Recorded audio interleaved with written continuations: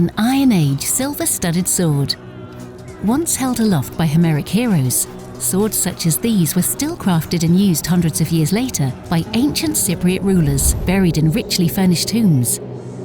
A key object in the Fitzwilliam's Antiquities collection is this example, the Tamassos sword, dating from the 6th century BCE.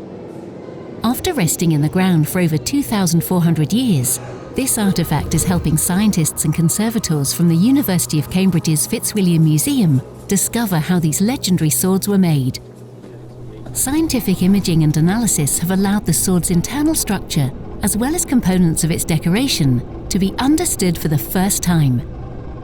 First, a bar of imported iron was forged and shaped into the distinctive leaf-like blade with raised central rib, notched ledge, and flanged hilt. The hilt was then decorated. Thin strips of precious metal foils were applied to its edges, one layer of tin beneath 2 layers of silver. These foils were crimped into place. Silver-headed bronze rivets were then used to affix plates of carved ivory to both sides of the hilt. Due to extensive loss and decay, the shape and decoration of the ivory plates are somewhat theoretical, as are the fishtail shape of the iron and globular pommel at the end of the hilt. Fragments of mineralized wood and possibly leather embedded in the blade suggest the sword was placed inside a scabbard at the time of burial.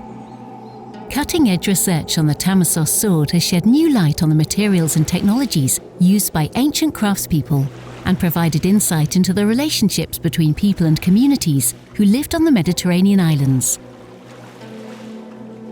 The sword is on display at the Fitzwilliam Museum until June 4th, 2023, as part of Islanders, the Making of the Mediterranean, and afterwards in the Cypriot Gallery.